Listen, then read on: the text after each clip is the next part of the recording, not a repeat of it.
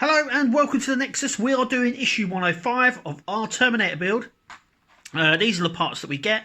So what we need first is we need to grab our Terminator and have the back showing us. So we need the back of the Terminator, so that's what I'm going to do now.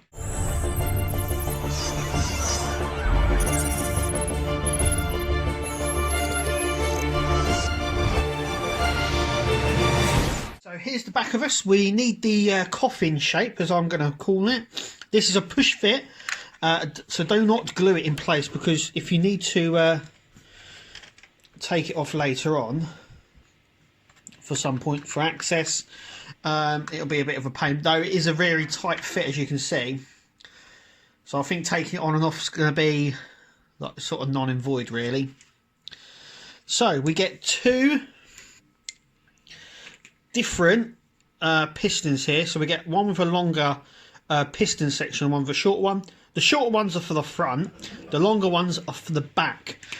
So just in here we are going to place this with our Allen key, and we are not to over tighten these, because obviously, oh, there we go. Obviously they need a little bit of room to maneuver, so it's to leave them not too tight but not too loose. And we'll do this on both sides and see what it looks like. Okay, so now we've done that to both sides, we're now going to grab our piston here, and this is going just here. So as you can see, I need a little bit more slack on this, so let's loosen it a little bit just so it goes on like that. I'm using a screwdriver here because I find this much easier screwing it on.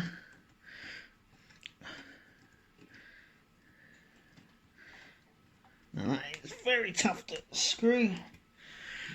There we go, and then we can probably tighten this one back up a little bit. So we've got that movement there, and we're just going to do the same to the opposite side. Okay, so now those are both in the back sections just here. We're going to flip them over and do the same ones on the front. Okay, so the front ones are just here. They're going to click on or screwing just here. Remember not to over tighten and not to over screw them. So I'm going to do that now. Okay, so now I've done that, I'm just going to put this in here, and making sure that the wire, my wire, is here. But obviously you can make sure where you want the wires to go. I want them to go sort of behind, and I'm just going to do the same I've done there.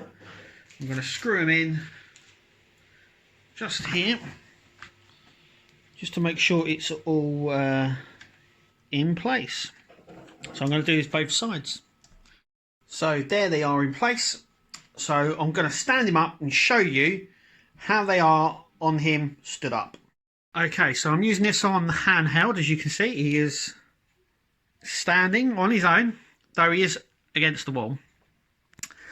The pistons work really well. It does stiffen up these two arms here, definitely, and I can prove that just by now. Before, when I did that, they would have flopped straight forward, so that's good. I have noticed some die-cast blemishing on the side of the head just here. No idea how he's managed that. It's also on his arm as well. You can see it here, this sort of speckled patterning. Now it does appear on die-cast, because I also get it on my wrestling belts as well. I don't really know what causes it, but I thought I'd just make people aware that that could happen. Now it does look like a nice weather effect actually on there, but yeah, you do get the blemishing like that on die-cast, because the belts are made of die-cast as well, or metal. You do tend to get that. But anyway, the pistons here are, yeah, it really makes him pop now, doesn't it? I mean, look at that. I mean, he looks so good.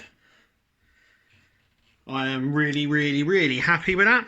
So, coming in issue 106 is just his circuit board. That's all we get him. Obviously that will go at the back here, and then all these wires can be put on. I will tell you as well that from issue 107, there's going to be a week's delay. So 106, and then there's a week with no issue, and then we're back up to speed again. But I mean, he's looking really, really badass now. Very impressed with him, as you can see. Very impressed. But that is it. There is these two bits here that have still got to be done. And that will be, I would imagine, before the dome gets put on here.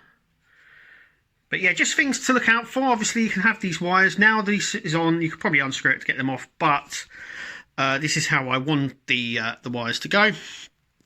Or these springs, whatever you want to call them. But yeah, just to keep out for the die-cast blemishing, it does occur. And as of yet, I'm not too sure. Because like I said, it appears on the on my wrestling belts as well. And as I know of no way of curing it. Unless to coat it again. But I ain't going down that route. But obviously I will tidy him up. He'll be dusted and I will polish him up as well. When he is complete.